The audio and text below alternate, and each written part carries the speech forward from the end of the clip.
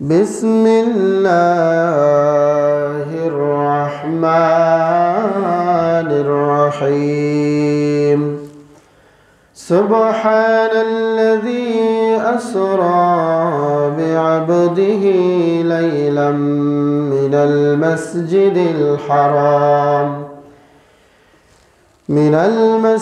الحرام إلى المسجد الأقصى الذي باركنا حوله لنريه من آياتنا إنه هو السميع البصير.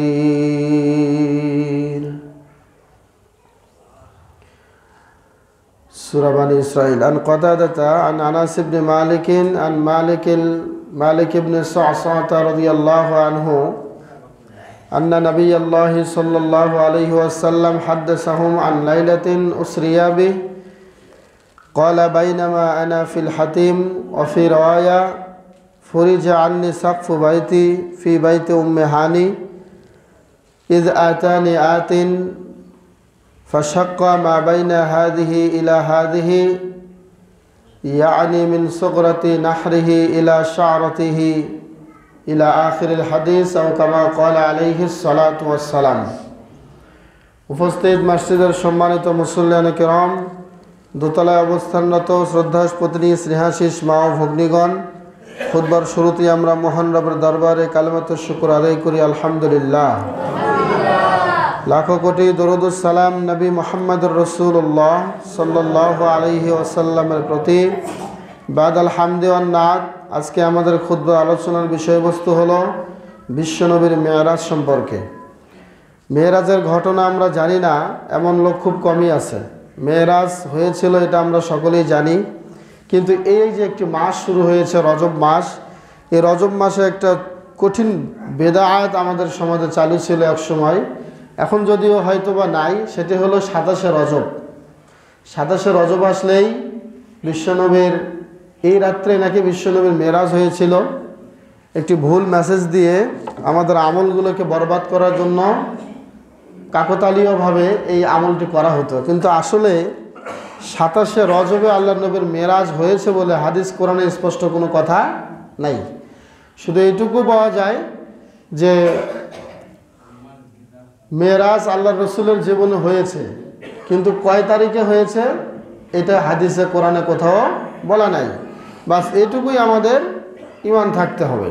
কিন্তু মেরাজ হয়েছে রজব মাসে, এটা সত্য, কিন্তু রজব মাসের কয় তারিখে হয়েছে এই সম্পর্কে অনেক মতভেদ আছে।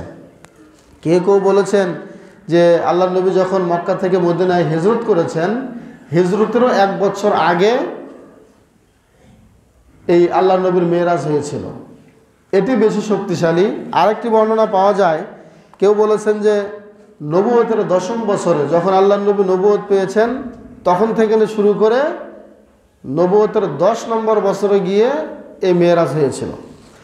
আবার অনেকে বলেছেন যে নবুয়তের 12 বছরে 12তম বছরে এটা হয়েছে, কেউ বলেছে নবুয়তের 5ম বছরে হয়েছে, তো কেউ বলেছে মুহররম মাসে হয়েছে, কেউ বলেছে এই 13তম বছরে হয়েছে রবিউল আউয়ালের 12 তারিখে। এরকম অনেক মত পাওয়া যায়।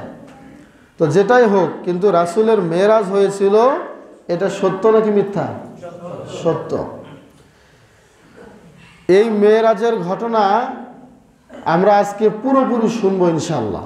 পুরো লম্বা একটা হাদিস আছে, আমি অত লম্বা হাদিস না বলে যেগুলো নিয়ে আসা দরকার এটা আমরা স্পষ্ট বুঝতে পারবো, যেটা বুখারী এবং মুসলিম, ইমাম বুখারী এবং ইমাম মুসলিম একসাথে হাদিসটি বর্ণনা করেছেন। বলেন সুবহানাল্লাহ। এই হাদিসটির বিষয়ে কোনো সন্দেহ নাই। তো বিশ্বনবীর জীবনে আমরা দেখি এমন কিছু ঘটনা ঘটেছে যা সচরাচর অন্য কোনো নবীর জীবনে ঘটে নাই। এই মেরাজটা এমন একটা ঘটনা, অন্য কোনো নবীর জীবনে এরকম ঘটনা বিরল, মানে পাওয়াই দুষ্কর। শুধু তাই নয়, এই মেরাজের আগে ইসরা হয়েছিল। ইসরা বলা হয় মক্কা থেকে নিয়ে ফিলিস্তিন, এটা হলো ইসরা। আর ফিলিস্তিনের মসজিদে আকসা থেকে আল্লাহর নবীকে 7 আসমান পেরিয়ে আরশে আজিম, বাইতুল মামুর, সিদরাতুল মুনতাহা, লাস্ট বর্ডার জান্নাত, এই জান্নাত পর্যন্ত নিয়ে যাওয়ায় আল্লাহ রাব্বুল আলামিন রাতের কিছু অংশে এটা সমাপ্ত করেছেন। বলেন সুবহানাল্লাহ। যেখানে একজন মানুষ এই মক্কা থেকে ফিলিস্তিন যেতে সময় লাগতো প্রায় 1 মাস, 1 মাসের সময়ে আল্লাহ রাব্বুল আলামিন বিশ্ব নবীকে রাতের কিছু অংশেই তাকে শুধু ফিলিস্তিন নয়, সেই 7 আসমান পেরিয়ে আরশে আজিম থেকে রাতের কিছু অংশে তিনি ভ্রমণ সমাপ্ত করেছেন। সুবহানাল্লাহ। আশ্চর্যের বিষয় হলো, এখন দ্রুতগামী একটি বিমান, যে বিমানটা ঘন্টায় 6400 কিলোমিটার দৌড়ায়, ঘন্টায়, এমন একটা বিমান যদি 3500 বছরের উপর দিকে যাইতে থাকে, এরপরেও ওই বাইতুল মামুর জান্নাতের উচ্চ শিখরে পৌঁছতে পারবে না। সুবহানাল্লাহ। কিন্তু ঘন্টায় যেখানে 6400 কিলোমিটার যাবে, সেই একটা বিমান যদি 3500 বছর গেলেও এত দূরে যাইতে না পারে, আর এতখানি রাস্তা আল্লাহ রাব্বুল আলামিন রাতের কিছু অংশে তাকে ভ্রমণ করেছেন, এটা কি আশ্চর্য নাকি আশ্চর্য নয়? এটি আল্লাহর দ্বারাই সম্ভব, এটি কোনো মানুষের দ্বারা সম্ভব নয়। এখানেই আল্লাহর ক্ষমতা, আল্লাহ রাব্বুল আলামিনের কুদরত। সম্মানিত উপস্থিতি, এরপরে এই সফরটা বিশ্বনবী নবী মুহাম্মদ রাসূলুল্লাহ সাল্লাল্লাহু আলাইহি ওয়াসাল্লামের দ্বিতীয় সফর ছিল। প্রথম সফর ছিল মক্কা থেকে মসজিদে আকসা, সেখান থেকে 7 আসমান পেরিয়ে আরশে আজিমে। শুধু তাই নয়, বিশ্বনবী নবী মুহাম্মদ রাসূলুল্লাহ সাল্লাল্লাহু আলাইহি ওয়াসাল্লামের সাহাবীরা এটার তারিখ খোঁজা নিয়ে তারা তাড়াহুড়া করে নাই। তারা দেখেছে যে এটা মেরাজ থেকে আমরা কি শিখতে পারলাম, এইটা নিয়েই সাহাবীদের মাথা ব্যথা ছিল। কিন্তু কবে হলো, শবে মেরাজের রাত্রে নামাজ পড়তে হবে, কি আমল করতে হবে, এই সমস্ত নিয়ে তাদের কোনো টেনশন ছিল না।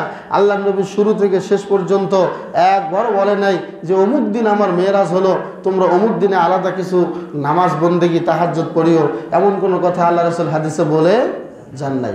আপনারা দেখতে পারবেন হাদিসের মধ্যে তিনি কি বলেছেন। বিশ্বনবী মুহাম্মদ রাসূলুল্লাহ সাল্লাল্লাহু আলাইহি ওয়াসাল্লামের কাছ থেকে আমরা যেটা পেয়েছি, মুখ্য বিষয় তারিখ নয়, মুখ্য বিষয় হলো মেরাজ থেকে তিনি কি নিয়ে আসলেন, আর মেরাজে কেনই গেলেন, আল্লাহ তাকে কেন নিয়ে গেলেন, এখান থেকে আমাদের শিক্ষা নিতে হবে। কিন্তু অযথা আমাদের অন্য কোনো তারিখ নিয়ে কোনো টানাহাসরা করার কোনো প্রয়োজন নাই। বিশ্বনবী বলেন, শোনো, আমি আমার স্ত্রী, পরম স্ত্রী উম্মে হানির ঘরে শুয়েছিলাম। গভীর রাত্রিতে হঠাৎ করে কে যেন আমাকে ঘুম থেকে জাগিয়ে দিল। আমি সজাগ হয়ে গেলাম। এরপরে আমাকে নিয়ে যাওয়া হলো মক্কার হাতিম। হাতিম মানে কাবা চত্বরের ভেতরে একটা দেয়াল আছে, ওই দেয়ালের কাছে নিয়ে আমাকে শোয়ানো হলো। আমি শুয়ে আছি, হঠাৎ করে আমাকে বসানো হলো। আমি আবার বসলাম। আমি ঘুমের মধ্যেই অচেতন হয়ে গেলাম, আবার ঘুমেই পড়ে গেলাম। এমন অবস্থায় আমি মক্কাতেই ছিলাম। আমি দেখতে পেলাম, আমি যখন উম্মে হানির ঘরে ছিলাম, তখন দেখলাম আমার যে একটা ছাদ ছিল, একটা পাতার ছাদ ছিল, ওই ছাদটা ভেঙে 2 টুকরা হয়ে গেল, ফাঁকা হয়ে গেল। 2 জন আগন্তুক আমার কাছে এসে হাজির হয়ে গেল। আমার 2 কাঁধ ধরল, 2 বাহু ধরে হাতিমে নিয়ে গেল। আমি সেখানেও ঘুমে অবস্থায় থাকলাম। এরপরে বিশ্বনবী বললেন, অন্য বর্ণনায় এসেছে, হঠাৎ করে তিনি বললেন, আমার বক্ষটা ফেরে 2 ভাগ করা হলো। মোট কথা বিশ্বনবী বলল, আমার যেই হুলকুম আছে, এই হুলকুম থেকে নিয়ে নাভির নিচের লোমের আগ পর্যন্ত এই পুরো জায়গাটা ওই লোকটা ফেরে ফেললো। বলেন সুবহানাল্লাহ। পুরো বডিটা ফেরে ফেললো। বিশ্বনবী বললেন, ইজ আতানি আতেন, একজন আগন্তুক আসলো, ফাশাক্কা মা বাইনা হাদিহি ইলা বাইনা হাদিহি, এখান থেকে শুরু করে একদম নাভির পর্যন্ত আমার বুকটা একদম ছিদ্র করে ফেললো। এটা আল্লাহ নবী দেখতেছেন, নিজে লক্ষ্য করতেছেন। যখন ছিদ্র করে ফেললো, অন্য বর্ণনায় এসেছে বিশ্বনবী ফানাজালা জিব্রাইল, অর্থাৎ জিব্রাইল ফেরেশতার কথা স্পষ্ট এসেছে। জিব্রাইল নাজিল হলেন, নাজিল হয়ে ফারাজা সদরি, আমার বুকটা তিনি ফেরে ফেললেন। আমার বুকটা কি করলেন? ফেরে ফেললেন। কে বলছেন? বিশ্বনবী মুহাম্মদ রাসূলুল্লাহ সাল্লাল্লাহু আলাইহি ওয়াসাল্লাম। ফেরে ফেলার পরে বিশ্বনবী বললেন, ফাস্তাখরাজা কলবি ফেরেশতা জিবরাইল আমার কলবটাকে, আমার অন্তরটাকে বের করে ফেললো। সুম্মা উতিতু, এরপরে নিয়ে আসা হলো বিতাসতিম মিন যাহাবিন, স্বর্ণের একটা তক্তা, স্বর্ণের একটা তক্তা নিয়ে এসে এরপরে এই তক্তার দিকে আমি লক্ষ্য করলাম এই তক্তার মধ্যে ঈমান এবং হিকমত দিয়ে পূর্ণ করা আছে। ঈমান এবং হিকমত দিয়ে পূর্ণবান, ঈমান এবং হিকমত দিয়ে পরিপূর্ণ একটা তক্তা, স্বর্ণের তক্তা নিয়ে এসে রাখা হলো। আমার অন্তর বের করলো, বের করে ঈমান এবং হিকমত দিয়ে স্বর্ণের যে তক্তা নিয়ে আসা হলো ওই তক্তার উপরে আমার কলবটা রেখে দিল। কে রাখলো? জিবরাইল ফেরেশতা রেখে দিল। এরপরে বিশ্বনবী বললেন সুম্মা হুশিয়া, এরপরে সুন্দর করে ওই কলবটাকে ধুয়ে ফেলা হলো ওই জমজমের পানি দ্বারা। অন্য বর্ণনা এসেছে সহিহ মুসলিমের বর্ণনা, বিমায়ে জমজম, জমজমের পানি দ্বারা আমার কলবটাকে ধুয়ে পরিষ্কার করা হলো। সুবহানাল্লাহ। তিনি দেখতেছেন এই দৃশ্যগুলো। এরপরে তিনি বলছেন যখন পরিষ্কার করা হলো সুম্মা ওয়াইদা, এরপরে আবার আমার কলবটা ভেতরে ঢুকে দিয়ে আমার বডিটাকে আবার এক করে দেওয়া হলো। এরপরে তিনি বললেন এখান থেকে শুরু হলো আসল ঘটনা। এরপরে বিশ্বনবী বললেন সুম্মা উতিতু বিদাব্বা, এরপরে একটা জানোয়ার নিয়ে আসা হলো, এরপরে একটা জন্তু নিয়ে আসা হলো। সেই জন্তুর বর্ণনা দিতে গিয়ে বিশ্বনবী বলেছেন দুনাল বাগলি ও ফাওকাল হিমার, খচ্চরের চেয়ে একটু ছোট, গাধার চেয়ে একটু বড়, এমন একটা জানোয়ার জন্তু নিয়ে আসা হলো। তখন জানোয়ারটার চেহারা এবং সুরত ছিল ধবধবে সাদা, সাদা একটা জানোয়ার নিয়ে আসলেন। এরপরে বিশ্বনবী বলেন ইউকাল লাহুল বরাক, এটাকে বলা হয় একটা বরাক। বরাক নামে একটা জানোয়ার নিয়ে আসা হলো। এই বরাক নামে যে জানোয়ার নিয়ে আসা হলো তার যে ক্ষমতা, তার যে গতি, এই সম্পর্কে বিশ্বনবী বলেছেন ইয়াদাউ খুতওয়াহু ইনদা আকসা তরফিহি, এই জানোয়ারটা চোখের দৃষ্টি তার যত দূর যেত একবারে একটা পা ওইখানে ফেলতো। সুবহানাল্লাহ। দৃষ্টি যত দূর যাবে এত দূর গিয়ে তার প্রথম পায়ের ছাপটা ফেলতো। সুবহানাল্লাহ। এমন দ্রুতগামী একটা বরাক নামে একটা জন্তু নিয়ে আসা হলো। বিশ্বনবী বললেন ফারাকিবতু, আমি ওই বরাক নামক ঘোড়ায় ওই জানোয়ারে আমি উঠলাম। হাত্তা আতাইতু বাইতুল মুকাদ্দাস, এমনকি আমি চলে আসলাম ফিলিস্তিনের বাইতুল মুকাদ্দাসে, আমাকে নিয়ে যাওয়া হলো। ফারাবাতুহু বিল হালকাতিল্লাতী রাবাতাহাল আম্বিয়া, আমি ওই জায়গায় আমার বরাক ঘোড়াটা বেঁধে ফেললাম যে জায়গায় অন্য অন্য নবীরা তাদের জন্তু জানোয়ার বেঁধে রাখত। এরপরে সুম্মা দাখালতুল মসজিদা আই মসজিদ আল আকসা, এরপরে আমি মসজিদে আকসায় প্রবেশ করলাম। ফাসাল্লাইতু ফীহি রাকাতাইন, সেখানে 2 রাকাত সালাত আমি আদায় করে নিলাম। ফাহুমিলতু আলাইহি, এরপরে আবার আমাকে বের করা হলো ঘর থেকে, মসজিদে আকসা থেকে আমাকে বের করে নিয়ে আসা হলো। ফান্তালাকা বি জিবরাইল, জিবরাইল এবার আমাকে সাথে নিয়ে হাঁটা শুরু করলো। হাত্তা আতাস সামাআদ দুনিয়া, আমরা দুনিয়া থেকে যে আসমান দেখতে পাই জিবরাইল আমাকে সাথে নিয়ে এই আসমানে চলে গেল। আসমানে যাবার পরে ফাস্তাফতাহা, দরজা খুলতে চাইলেন তিনি। জিবরাইল বলল কে আছো, দরজা খুলে দাও। যখনই জিবরাইল এই কথা বলল কিলা মান হাযা, আসমানের প্রহরী দারোয়ান বলল কে আসছো, কার জন্য দরজা খোলা হবে। কিলা মানে বলা হলো মান হাযা, কে তুমি, তোমাকে আমি কি বলবো। তখন জিবরাইল বলল আনা জিবরাইল, আমি জিবরাইল। এরপরে দুনিয়ার আসমানের প্রহরী বলল, দ্বিতীয় প্রশ্ন করলো কিলা ওয়া মান মাআকা, তোমার সাথে কে এসেছে। তখন জিবরাইল বলল মুহাম্মাদুর রাসূলুল্লাহ সাল্লাল্লাহু আলাইহি ওয়াসাল্লাম, আমার সাথে শেষ নবী মুহাম্মদ এসেছে। তখন ওই আসমানের প্রহরী তৃতীয় প্রশ্ন করলো কিলা ক্বাদ উরসিলা ইলাই, তোমাকে কি তার কাছে পাঠানো হয়েছিল নাকি। এবার জিবরাইল বলল নাম, হ্যাঁ আমাকে তার কাছে পাঠানো হয়েছিল। সাথে সাথে এবার ওই আসমানের প্রহরী, আসমানের দারোয়ান দোয়া করা শুরু করলো মারহাবান বি, স্বাগতম, শুভেচ্ছা স্বাগতম তার জন্য।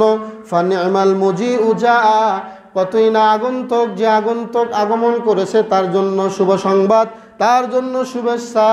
ফাফুতিহা, বিশ্বনবী বললেন এরপরে প্রথম আসমানের দরজা খুলে দেওয়া হলো। তাহলে প্রথম আসমানের দরজা যখন খুলে গেল, এবার বিশ্বনবী বলছেন ফাইদা খলাস্তু, যখন আমি প্রথম আসমানের ঝামেলা পার হয়ে আমি যখন প্রথম আসমানের উপরে গেলাম, যাবার পরে দেখি ফাইদা ফিহা আদম আলাইহিস সালাতু ওয়াস সালাম, প্রথম আসমানে গিয়ে দেখি সেখানে আদম আলাইহিস সালাতু ওয়াস সালাম বসে আছেন। সুবহানাল্লাহ। যখন আদম আলাইহিস সালাতু ওয়াস সালামকে দেখলেন, ফাকালা, এবার জিবরাইল বলল হাযা আবুকা ফাসাল্লিম, এটা তোমার পিতা আদম, তুমি তাকে সালাম দাও। সুবহানাল্লাহ। যখন জিবরাইল আলাইহিস সালাতু ওয়াস সালাম এই কথা বললেন, তখন বিশ্বনবী ফাসাল্লামা আলাই, তিনি বললেন ফাসাল্লামতু আলাই, আমি তাকে সালাম দিলাম। সালাম দেওয়ার পরে তখন তিনি ফারাদ্দাস সালাম, তিনিও সালামের জবাব দিলেন। জবাব দেওয়ার পরে সুম্মা ক্বালা, এরপরে তিনি বললেন মারহাবান বিল ইবনে সালেহ ওয়ান নাবিয়্যিস সালেহ, সত্য নবী এবং নেককার নবী, নেককার সন্তানের জন্য আমি সুসংবাদ জানাই, আমি স্বাগতম জানাই নেককার সন্তান এবং নেককার নবী আসার কারণে। বলেন সুবহানাল্লাহ। আদম আলাইহিস সালাতু ওয়াস সালাম দোয়া করে তাকে স্বাগতম জানালেন। কলা, বিশ্বনবী বলেছেন যে আমি যখন তার কাছ থেকে যাচ্ছিলাম, অতিক্রম করছিলাম, দেখতে পেলাম ফাইদা রজুলুন, ওই লোকটার পাশেই কিছু লোক বসা আছে, আলা ইয়ামিনিহি, তার ডান পাশে আসবিদাতুন, কিছু মানব আকৃতির কিছু রূহ, কিছু আত্মা তার ডান পাশে দেখলাম। ও আলা ইয়াসারিহি আসবিদাহ, তার বাম পাশে দেখলাম কিছু মানব আকৃতির আত্মা। তখন ফাইদা নাজারা কিবালা ইয়ামিনিহি দাহিকা ওয়াইদা নাজারা কিবালা শিমালিহি বাকা, যখনই আদম আলাইহিস সালাতু ওয়াস সালাম ডান দিকে দেখেন তখন কাঁদেন, যখনই বাম দিকে দেখেন, ডান দিকে দেখেন তখন হেসে দেন, যখনই বামে দেখেন তখন কেঁদে দেন। তখন কুলতুলি জিব্রাইল, বিশ্বনবী বললেন, আমি জিব্রাইল আলাইহিস সালাতু ওয়াস সালামকে বললাম, হে জিব্রাইল, মান হাদিহিল আসইদা, এই মানব আকৃতিগুলো, রূহগুলো, এগুলো কারা, এগুলো কে? আমি তো দেখতে পাচ্ছি যখনই আদম আলাইহিস সালাতু ওয়াস সালাম তার ডাইনের সেই মানব আকৃতির রূহগুলোর দিকে তাকাচ্ছেন, সাথে সাথে তিনি হাসেন, আর বাম দিকে তাকাইলে তিনি কাঁদেন, আসলে এগুলো কারা? তখন জিবরাইল আলাইহিস সালাতু ওয়াস সালাম বললেন, শোনো হে মুহাম্মদ, তার ডান পাশে যারা আছে, বাম পাশে যারা আছে, যখন ডান পাশের লোকগুলো দেখে তখন তিনি হাসেন, বাম দিকের লোকদেরকে দেখলে তিনি কাঁদেন। তার মানে হলো এই সন্তানগুলো তার ভবিষ্যৎ সন্তান, এগুলোর ভবিষ্যতে দুনিয়াতে তারা আগমন করবে। ভালো সন্তানগুলো দেখলে তিনি হাসেন, খারাপ সন্তানগুলো দেখতে পেলেই তিনি কেঁদে দেন। এগুলো হচ্ছে আমাদের মতোই, অর্থাৎ তুমি যেরকম আদম সন্তান, এই আত্মাগুলোর মাঝে আরও তার কিছু সন্তান আছে, তারা পরবর্তীতে দুনিয়ায় আসবে। এটা মনে করে ভালো সন্তানগুলো নজর পড়লেই, ডাইনের দিকে তাকাইলেই হাসেন, বামের দিকে খারাপ সন্তানের দিকে লক্ষ্য পড়লেই তিনি কেঁদে দেন। এই কথা বলার পরে বিশ্বনবী বললেন, ঠিক আছে। এইভাবে তিনি প্রথম আসমান অতিক্রম করতে যাচ্ছেন। এবার দ্বিতীয় আসমানে বিশ্বনবী বললেন, সুম্মা সুআইদা বি হাত্তা আতাইনা সামা আস-সানিয়া, এরপরে প্রথম আসমানে আমার ভ্রমণ হয়ে গেল, দ্বিতীয় আসমানে এবার চলে আসলাম। দ্বিতীয় আসমানে আসার পরে ফাস্তাফতাহা, তিনি আবার দরজা খুলতে বললেন। যখনই দরজা খুলতে বললেন, আগের মতোই প্রশ্ন আসলো, কে?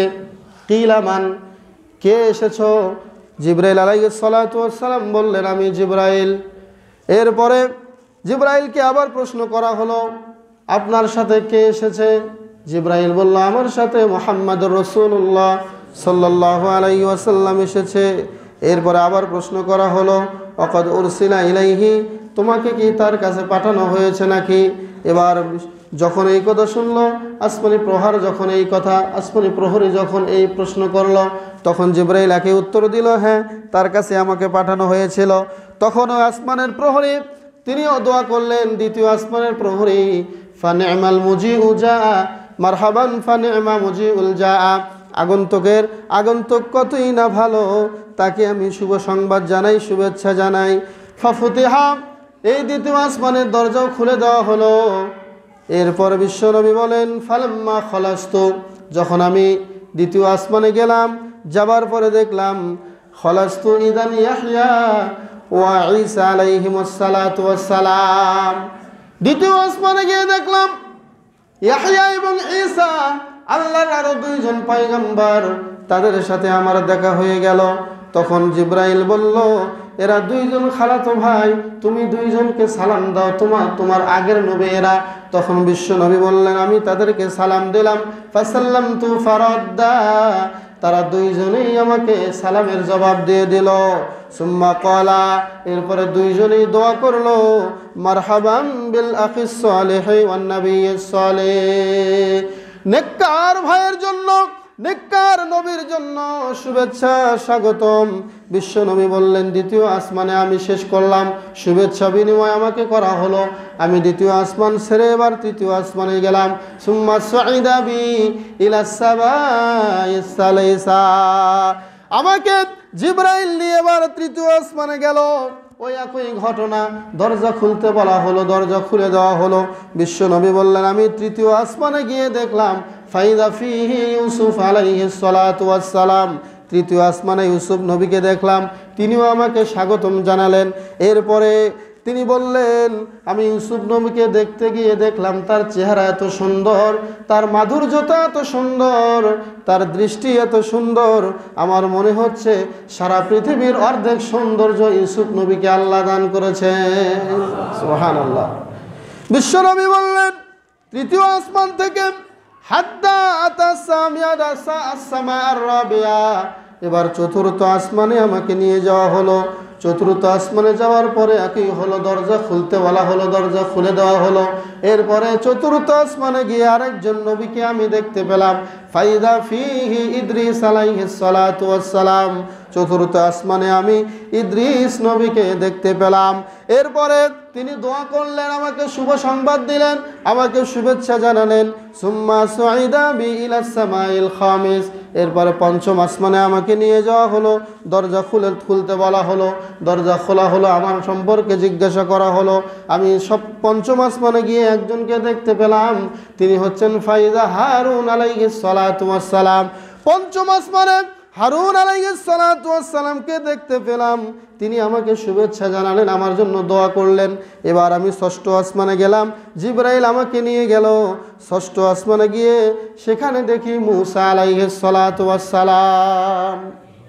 মূসা আলাইহিস সালাতু ওয়াস সালাম, তিনি বললেন, হাদা মূসা ফাসাল্লিম আলাই, এই যে তোমার আগের নবী মূসা, তাকে সালাম দাও। বিশ্বনবী বললেন, আমি সালাম দিলাম। তিনি সালামের জবাব দিলেন এবং আমার জন্য বরকতের এবং শুভেচ্ছার দোয়া করলেন।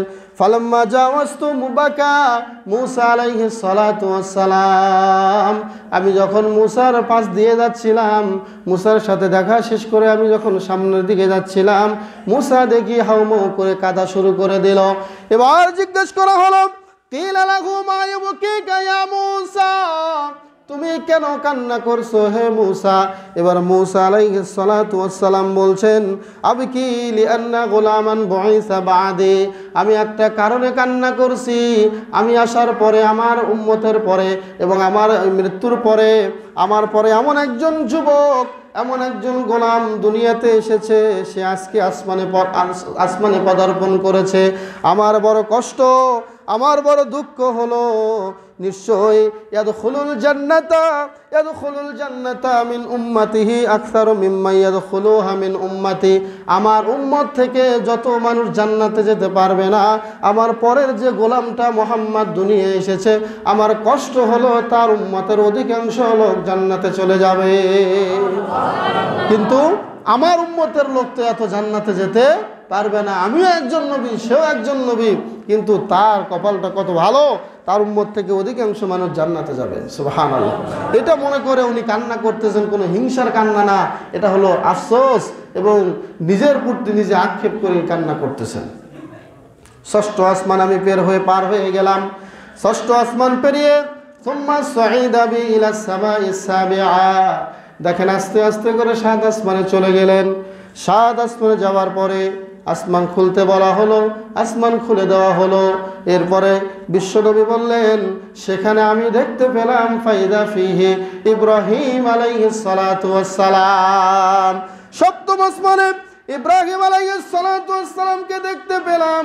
জিবরাইল আলাইহিস সালাতু ওয়াস সালাম বললেন, হে মুহাম্মদ, হাদা আবুকা ফাসাল্লিম আলাই, এটা তোমার বাবা ইব্রাহিম, তুমি তাকে সালাম দাও। তিনি বলেন, ফাসাল্লামতু ফারাদ্দাস সালাম আলাই, আমি তাকে সালাম দিলাম, সালামের জবাব দিলেন, আমার জন্য দোয়া করলেন, আমি তার দোয়া নিলাম। এরপরে বিশ্ব নবী বললেন, সুম্মা রুফিতু ইলা সিদরাতিল মুনতাহা, সাত আসমানের উপরে আরেকটি জায়গা আছে, সেই জায়গার নাম হলো সিদরাতুল মুনতাহা। আমাকে সিদরাতুল মুনতাহায় নিয়ে যাওয়া হলো, সিদরাতুল মুনতাহায় আমাকে উঠানো হলো। আমি সিদরাতুল মুনতাহায় গিয়ে একটা গাছ দেখতে পেলাম। ওই গাছের কিছু বর্ণনা বিশ্বনবী তুলে ধরলেন। বিশ্বনবী বললেন, ফাইদা নাবিকুহা মিসলু কিলালি হাজার, হাজার দেশের যে বড় বড় মটকা, গাছের যে মটকাগুলো থাকে, এই মটকার নাই তার ফলগুলো আমি দেখতে পেলাম। ওয়াইদা ওয়ারাকুহা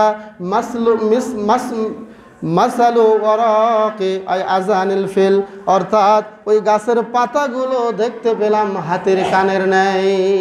গাছটার ফল হচ্ছে হাজার এলাকার মটকার ন্যায়, আর কানগুলো হলো, আপনার পাতাগুলো হলো আপনার কি বলে, হাতির কানের নেই। সুবহানাল্লাহ, এত বিশাল বড় আকৃতির একটি গাছ আমি দেখতে পেলাম।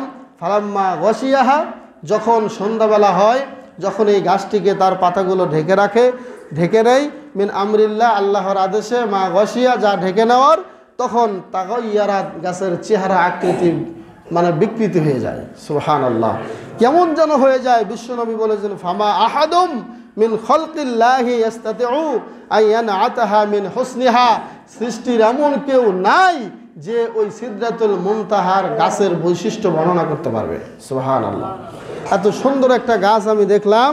তো সেখানে সিদরাতুল মুনতাহায় যখন গাছ দেখলাম, সামনেই লক্ষ্য করে দেখলাম ফাইদা ফিহি আরবাআতু আনহার, সেখানে 4টি নহর বহমান, 4টি নদী আমি দেখতে পেলাম। সুবহানাল্লাহ, দেখেন কোথায় এটা, 7 আসমানের ওপরে।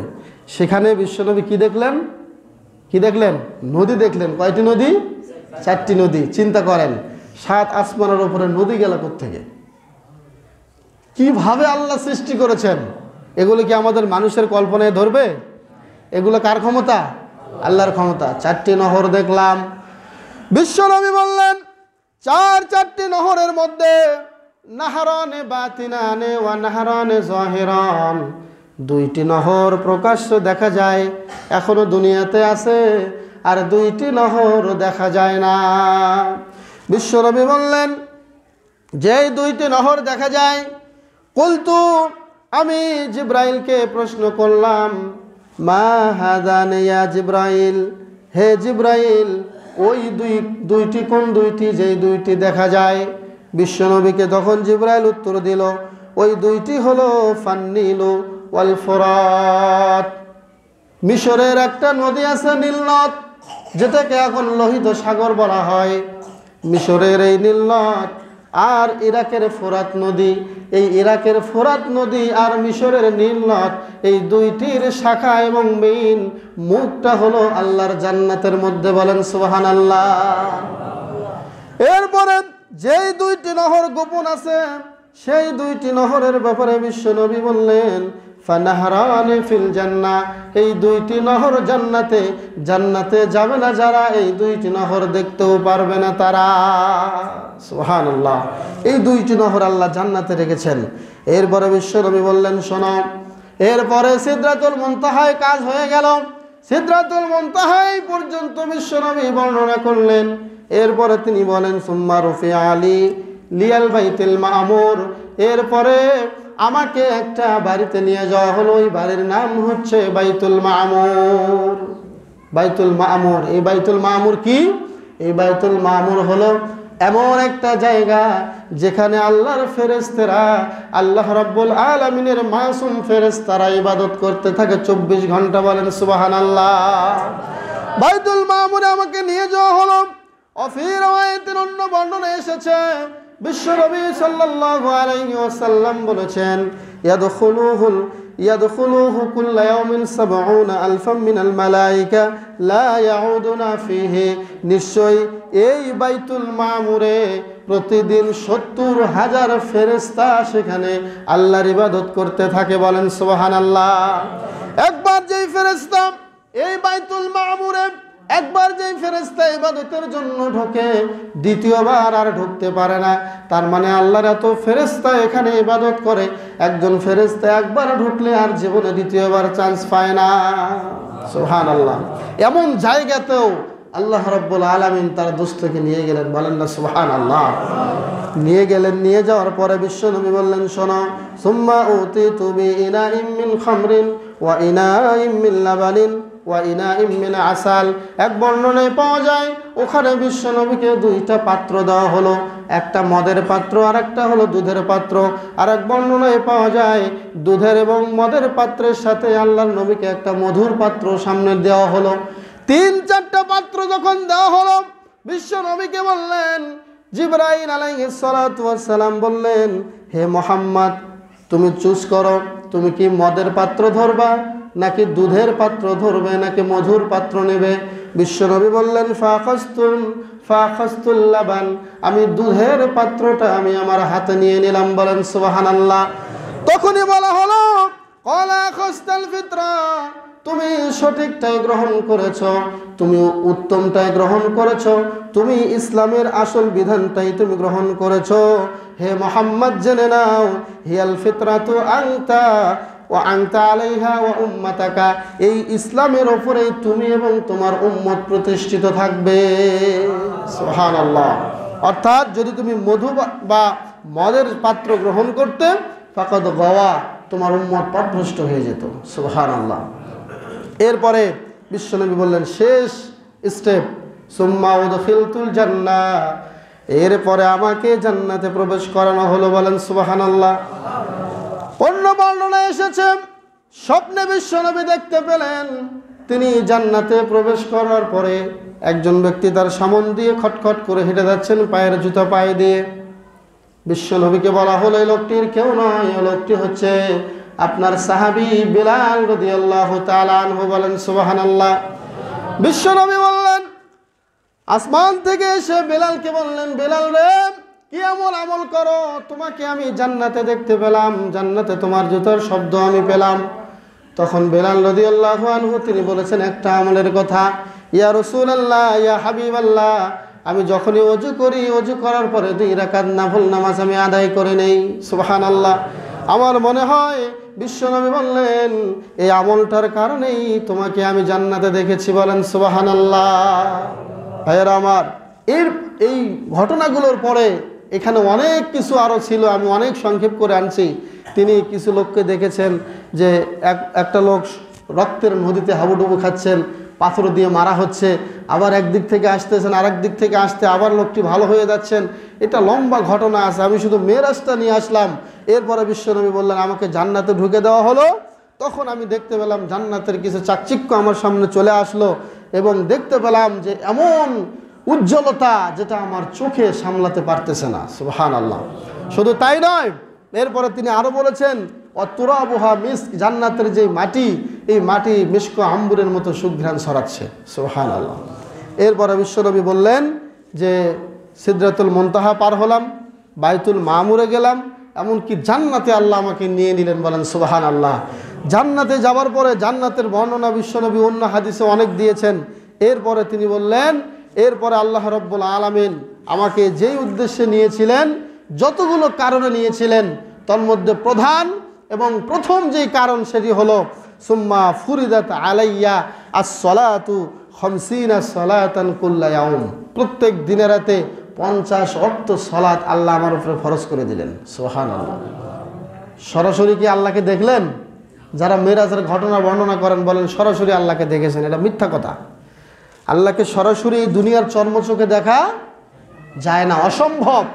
মুসা নবী একটু আবেদন করেছিল, শুধু রূপের ঝলকানিতে মুসা নবী সহ বেহুশ হয়ে শেষ, ওই তুর পাহাড় পুড়ে ছাই। এটা সম্ভব নয় আল্লাহকে দেখা। আল্লাহ রাব্বুল আলামিন কত হাজার হাজার বিলিয়ন জিলিয়ন পর্দার ভিতরে যে তিনি আছেন, এটা মানুষের পক্ষে এই দুনিয়াতে সম্ভব নয় জান্নাত ছাড়া। হাসরের ময়দান ছাড়া। সুবহানাল্লাহ। বিশ্বনবী বললেন, এখন আমাকে 50 ওয়াক্ত সালাত উপহার দেওয়া হলো। এরপরে বিশ্বনবী বলেন, যখন আমাকে সালাত 50 ওয়াক্ত উপহার দেওয়া হলো, শুধু তাই নয়, বিশ্বনবী অন্য হাদিসে সহিহ মুসলিমে এসেছে 3টি উপহার নিয়ে এসেছেন। একটা হলো সালাত 50 ওয়াক্ত থেকে 5 ওয়াক্ত, আরেকটি উপহার হলো সূরা বাকারার শেষের 2 আয়াত, আরেকটি উপহার হলো যারা মুশরিক অবস্থায় মৃত্যুবরণ না করবে, তারা যত গুনাহগারী হোক আল্লাহ তাদেরকে ক্ষমা করে জান্নাতে দিবেন ইনশাআল্লাহ। কিন্তু শিরিক করা যাবে না। তার মানে এই নয় যে যত গুনাহ আছে শিরিক ছাড়া সব করব, তাই কি? তাই নয়। আল্লাহ রাব্বুল আলামিন সবার অন্তরের খবর জানেন। জানেন কি জানেন না? জানেন। বিশ্বনবী বললেন, ফারাজাতু 50 ওয়াক্ত সালাত নিয়ে আমি এবার ব্যাক করতেছি। যখনই ফামারারতু আলা মূসা, যখনই মূসা নবীর পাশ দিয়ে আমি যাচ্ছিলাম, তখনই আমাকে বলল, বিমা উমিরতা ইয়া মুহাম্মদ, হে মুহাম্মদ, আল্লাহ তোমাকে কি আদেশ করলেন, তোমাকে কি উপহার দিলেন? তখন কুলতু, বিশ্বনবী বললেন, আমি বললাম, উমিরতু বি50 সালাতান কুল্লা ইয়াউমিন ওয়া লাইলা, দিনে রাতে 50 ওয়াক্ত সালাত আমাকে উপহার দেওয়া হলো। কয় ওয়াক্ত? 50 ওয়াক্ত। কিন্তু আমরা পড়ি কয় ওয়াক্ত? 5 ওয়াক্ত। তাহলে 50 ওয়াক্ত থেকে কয় ওয়াক্ত পড়তেছি আমরা? 5 ওয়াক্ত। 5 ওয়াক্তর মধ্যে আরো কমান, শুধুমাত্র জুমার নামাজ, শুক্র মুন্সি আর রমজান মুন্সি আর কি ঈদ মুন্সি, 50 ওয়াক্ত থেকে আল্লাহ কমায় কয় ওয়াক্ত দিয়েছেন? 5 ওয়াক্ত। বিশ্বনবী বলেন, শোনো, কলাম, এবার বিশ্বনবী যখন মূসা আলাইহিস সালাতু ওয়াস সালামকে বললেন, আল্লাহ আমাকে 50 ওয়াক্ত সালাত দিয়েছেন, এবার মূসা নবী কি বলছেন শোনেন। মূসা নবী বলছে, রে মুহাম্মদ, ইন্না উম্মাতাকা লা ইস্তাতিউ 50 সালাতান কুল্লা ইয়াউম, হে মুহাম্মদ সাল্লাল্লাহু আলাইহি ওয়াসাল্লাম, আমি আল্লাহর নামে কসম করে বলছি, আপনার উম্মত এই 50 ওয়াক্ত সালাত কায়েম করতে পারবে না। ওয়া ইন্নী, মূসা আলাইহিস সালাতু ওয়াস সালাম বলছেন, নিশ্চয় আমি আল্লাহর কসম, কদ জাররাবতুন নাসা ক্বাবলাকা, তোমার আগে আমি মানুষের সাথে অনেক পরিশ্রম করে এসেছি, মানুষকে অনেক পরীক্ষা করে এসেছি। ওয়া আলাস্তু বানি ইসরাঈলা আশাদ্দাল মুআলাজা, আমি বানি ইসরাঈলের সাথে কঠিন পরিশ্রম করেও আমি পারি নাই। তুমিও তো তারই সন্তানদেরকে লালন পালন করবে, দেখাশোনা করবে। আমি জানি হে মুহাম্মদ, এই উম্মত তোমার আদায় করতে পারবে না 50 ওয়াক্ত। অতএব তোমার এখন কাজ হলো, ইরজি ইলা রাব্বিকা, তুমি আল্লাহর কাছে ফিরে যাও, ফাসালহুত তাখফিফা লি উম্মাতিকা, তোমার উম্মতের জন্য কিছু হালকা করে নিয়ে আসো। বলেন সুবহানাল্লাহ। দেখেন, পুরাতন চাল ভাতে বাড়ে, কিসে বাড়ে? পুরাতন চাল কিসে বাড়ে? ভাতে বাড়ে। একটা মুরব্বীদের কথা আছে, মূসা আলাইহিস সালাতু ওয়াস সালামের ওই সময়ের যে জ্ঞান কিছুটা হলেও আমাদের নবীর কম ছিল। কথা বলেন ঠিক কিনা? নিজের জ্ঞান থেকে এটা তিনি বললেন যে আমি তোমার আগে মানুষকে অনেক পরীক্ষা করে এসেছি, তাদের সাথে অনেক পরিশ্রম করে এসেছি, আমি জানি তারা এটা পারবে না, তুমি ফিরে যাও, বলো তোমার উম্মতের জন্য কিছু হালকা করে দেওয়ার জন্য। সুবহানাল্লাহ। যারা নামাজ পড়েন না তারা অনেক খুশি হওয়ার কথা যে মূসা অনেক ভালোই করছে। মূসা নবী কি করছেন? কমাইতে কমাইতে যদি একদম নাই করে দিত, একবারই না, আরে কিসের নামাজ, কোনো কিছু নাই, ইমান ঠিক থাকলে সব ঠিক, নামাজ দরকার নাই, তাহলে খুব ভালো হতো। বলেন নাউজুবিল্লাহ। এরপরে বিশ্বনবী বলেন, ফারাজাতুম, আমি ফিরে গেলাম আল্লাহর কাছে। যখনই গিয়ে আল্লাহকে বললাম, আল্লাহ আমার উম্মত এত ওয়াক্ত 50 ওয়াক্ত আদায় করতে পারবে না, কিছু কমায় দেন। বিশ্বনবী বললেন, ফাওয়াদাআন্নি 10, একসাথে এক কথাতে আল্লাহ 10 ওয়াক্ত কমায় 40 ওয়াক্ত দিয়ে দিলেন। বলেন সুবহানাল্লাহ।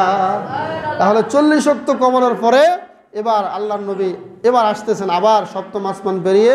ইব্রাহিম আলাইহিস সালাতু ওয়াস সালাম কিছু বললেন না, তিনি ষষ্ঠ আসমানে আসার পরে মূসা নবী আবার ধরছেন, ধরার পরে বলছেন যে এবার কি করলো বলেন। তখন বিশ্বনবী তিনি বলছেন যে ওই রকমই বলছেন যে আমার কাছে আল্লাহ রাব্বুল আলামিন 10 ওয়াক্ত কমাইয়া দিয়েছেন, 40 ওয়াক্ত দিয়েছেন।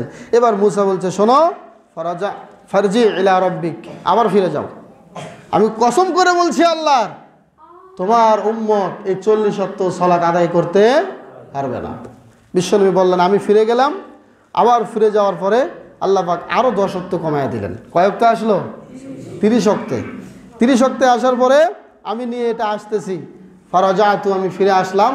এরপরে মুসা নবীর সাথে আবার দেখা, বলছি আরও এবার বলো এবার কি করলেন? তো বলছে আরও 10 ওয়াক্ত কমায়া দিয়েছেন। তখন মুসা আলাইহিস সালাতু ওয়াস সালাম বললেন আবার ফিরে যাও। এইভাবে আসা যাওয়ার মাঝে করতে করতে করতে করতে শেষ পর্যন্ত সালাত থাকলো কয় ওয়াক্ত? 5 ওয়াক্ত। 5 ওয়াক্ত থাকার পরে যখন বিশ্বনবী বলছেন, যখন আমি শেষবারে যাওয়ার সময় যখন 5 ওয়াক্ত নিয়ে আসতেছি, তখনও বলছে তুমি ফিরে যাও, এই 5 ওয়াক্ত তোমার উম্মত আদায় করতে পারবে না। সুবহানাল্লাহ।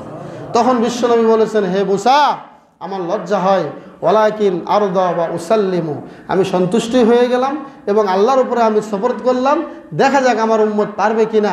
আমার লজ্জা হয়, আমি আর আল্লাহর কাছে যেতে পারবো না, আমার লজ্জা হচ্ছে, আর যেতে পারবো না। তখন বিশ্বনবী বললেন, শোনো, আমি যখন এই 5 ওয়াক্ত সালাত দিয়ে দুনিয়ার দিকে যখন আগমন করতেছিলাম, ফিরে আসতেছিলাম, তখন আল্লাহর পক্ষ থেকে ফানাদা মুনাদিন, একজন আহ্বানকারী আহ্বান করে আমাকে জানায়া দিল, আমজাইতু ফারিদাতি, আমি আল্লাহ, আমি যেই ফরজ যেটা আমি মুখ দিয়ে বের করেছিলাম 50 ওয়াক্ত, আসলে 50 ওয়াক্তই থাকবে। তার মানে হলো যারা 5 ওয়াক্ত সালাত দৈনিক কন্টিনিউ আদায় করবে, আমি আল্লাহর কথার কোনো পরিবর্তন নাই। 50 ওয়াক্ত সালাত আদায় করলে যে সওয়াব হতো, কন্টিনিউ 5 ওয়াক্ত আদায় করলে সেই সওয়াবই আমি দিয়ে দেব। সুবহানাল্লাহ। আল্লাহ রাব্বুল আলামিন কত দয়াবান, কত দয়াশীল আমাদের উপরে, কিন্তু আমরা তো বুঝি না। আমরা কি বুঝি? বুঝি না। প্রিয় ভাইয়েরা আমার, মা ও বোনেরা, এই কথা বলার পরে বিশ্বনবী আরও বলছেন, অখাফফতু আন ইবাদি, তিনি আল্লাহ আরও বলেন যে আমি আমার বান্দাদের থেকে এটা আরও হালকা করে দিলাম। হালকা করে দিয়েছি মাত্র নামে মাত্র, কিন্তু সলাৎ যদি 5 ওয়াক্ত আদায় করে তাহলে আমি তাকে 50 ওয়াক্ত সলাতের সওয়াব দিয়ে দেবো। সুবহানাল্লাহ। বলেন এবার আপনারা, সলাৎ 5 ওয়াক্ত আদায় করা, এটা কি আমাদের এই গায়ের জোরে কোনো ইবাদত করতে বলতেছি আমরা, নাকি সরাসরি আল্লাহর পক্ষ থেকে আদেশ? আল্লাহর পক্ষ থেকে আদেশ। এই জন্য দেখেন, এই সলাতের কোনো বিপরীত কোনো ইবাদত হয় না। দেখেন, আপনি দুনিয়াতে যত কাজ করবেন, আপনার পরিবর্তে যে কোনো একজন এই কাজ করতে পারে। আপনি হজে যাচ্ছেন, আপনি হজে গিয়ে আপনার শারীরিক ক্ষমতা হারিয়ে ফেলছেন, সেই ক্ষেত্রে আপনি যদি আর বাকি কাজ নাও করতে পারেন, আল্লাহ আপনার হজ্জের সওয়াব দিয়ে দিবেন। কিন্তু আপনি অসুস্থ আছেন, আপনি সলাত আদায় করতে পারছেন না, তখন এই সলাত অন্য কারোর দ্বারাই আদায় করলে সলাত হবে না। যতক্ষণ আপনার জ্ঞান আছে ততক্ষণ আপনাকে আদায় করতেই হবে। আপনি অজ্ঞান হয়ে গিয়েছেন, সেই ক্ষেত্রে আপনার উপরে সলাত ফরজ নয়। যতক্ষণ আপনার জ্ঞান আছে, আপনি যেখানে যে অবস্থাতেই থাকেন না কেন, আপনার সুস্থ শরীর নাই, অসুস্থ, আপনি দাঁড়িয়ে পড়তে আদায় করতে পারেন না, আপনি বসে পড়েন। বসে পড়তে পারেন না, শুয়ে পড়েন। শুয়েও যদি না পারেন তাহলে ইশারায় ইশারায় পড়তে হবে, শুয়ে শুয়ে। এই অবস্থাতে আপনাকে সলাত আদায় করতেই হবে। আপনার শরীরে পোশাক নাই, নাপাকি পোশাক আছে, পাক পবিত্র কোনো পোশাক নাই, ওই নাপাকি পোশাক নিয়েই আপনাকে সলাত আদায় করতে হবে। সলাত এমন একটা ইবাদত, সলাতের মতো ভিন্ন কোনো ইবাদত পৃথিবীর বুকে আর আসমানের নিচে হয় না। কারণ যত ইবাদত, যত বিধান আছে, আল্লাহ পাক ফেরেশতার মাধ্যমে দুনিয়াতে নাজিল করেছেন, কিন্তু এই সলাতের বিধান দেখলেন তো, আল্লাহ পাক তার নবীকে 7 আসমান পেরিয়ে, সিদরাতুল মুনতাহা পেরিয়ে, বাইতুল মামুর পেরিয়ে জান্নাতে ডেকে নিয়ে 50 ওয়াক্ত উপহার দিয়েছিলেন। সুবহানাল্লাহ। অতএব এই সলাতের গুরুত্ব কম না বেশি? বেশি। যারা সলাত আদায় করবে না, তাদের সাথে ইসলামের সাথে কোনো সম্পর্ক থাকবে না। আল্লাহ পাক আমাদের সকলকে বোঝার ও মানার তৌফিক দান করুক। সকলে বলে আমিন। এই ঘটনা